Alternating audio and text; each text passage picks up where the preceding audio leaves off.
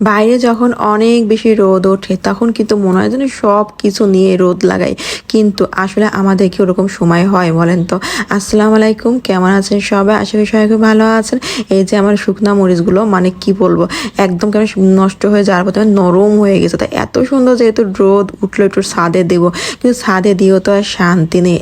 কারণ কখন যে আবার মেঘ হয়ে যাচ্ছে, আবার এই যে বৃষ্টি হলে আমি আবার টেরও পাই না, কারণ বাবু তখন ঘুমায় থাকে না কি, তখন তার ছাদে আসতে পারবো না। কিন্তু একটু রোদ লাগানো তো উচিত, মানে এইসব মশলাপাতি একটু রোদ না দিলে না কেমন একটা হয়ে যায়। তো আজকে রান্না করব হচ্ছে আমার বরের পছন্দের তরকারি, মানে সিম, মানে সিমের তরকারি, মানে তার অনেক পছন্দ, সব চাইতে বেশি।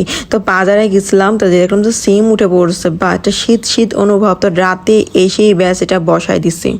আমার বরের যদি সিমের তরকারি দেওয়া যায় তো সে মহা খুশি, মানে তার এই সবজিটাই পছন্দ। আর আমি শীতের সময় তো এটা রাঁধতে রাঁধতে হয়রান হয়ে যায়, মানে আমার বাসাতে এত পরিমাণে এই সিম দিয়ে মাছের ঝোল হয়, মানে এর ভিতরে একটু ধনে পাতা, তারপরে আর একটু মজা করে রাঁধলে পরে মানে সেরকম মজা লাগে না। আর শীতের সময় তো সবজি খেয়ে আসলে মজা, কিন্তু এখন গরমের সময় সবজি চোখে পড়ে না। তো এখানে হচ্ছে টমেটোটা দিয়ে দিলাম, আর হচ্ছে তেলাপিয়া মাছটা দিয়ে হালকা একটু জাল দিয়ে রাখবো, পরে গিয়ে এখানে ধনে পাতাটা দিয়ে দেবো। বাজার করতে গেলে মাছের দাম, সবজির দাম যখন জিজ্ঞাসা করা হয় তো তারা তো একদম চড়া দাম বলে বসে।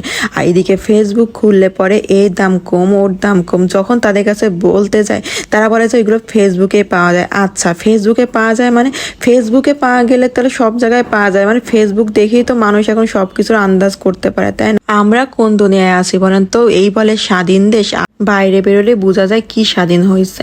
তো আমার ছেলে তো প্রচুর টেনশনে পড়ে গেছে, কারণ তার কাপড় চোপড় শুকানো হয়নি, মানে ওর কাপড় চোপড় নাড়তে আমাদের একটু দেরি হয়ে গেছে, মানে এত ব্যস্ত হয়ে গেছে সে, মানে কিভাবে শুকাবে।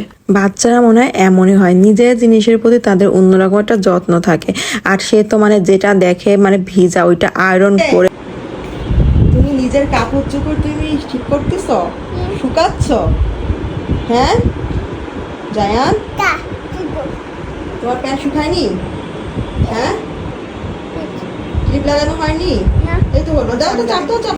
আমরা যারা সংসারে রান্না বান্না করি না, একদিন রান্নাঘরে যদি একবেলা রান্না না করি কেমন যেন একটা লাগে না?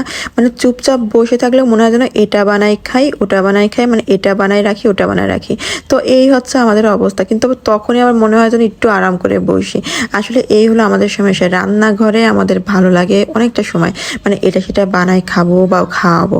তো অনেকদিন ইচ্ছা ছিল একটু পায়েস বানাবো, তো পায়েস বানাবো বানাবো করে তো হয় না, ফ্রিজে শুধু দুধ কিনে কিনে রেখেই দিচ্ছি। তো পায়েসটা বানাই ফেললাম, মানে হচ্ছে একটু ঠান্ডা ঠান্ডা।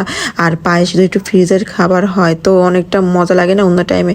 আর আমার তো একটু অভ্যাস রাতের বেলা ক্ষুধা লাগা, তো এই জন্য এইসব খাবার একটু বানায় রাখি, যাতে করে রাতে যখন ঘুম ভাঙে, অনেক সময় বাবু নিয়ে উঠে পড়ি না, তো ওই টাইমটা একটু এইসব খাইলে কিন্তু বেশ জমে যায়। তো আমার ভিডিওটা কেমন লাগলো কিন্তু অবশ্যই জানিয়ে দিও। আর যারা এখনো ফলো দেয়নি তারা অবশ্যই ফলো দিতে ভুলো না। সবাই ভালো থেকো, আল্লাহ হাফেজ।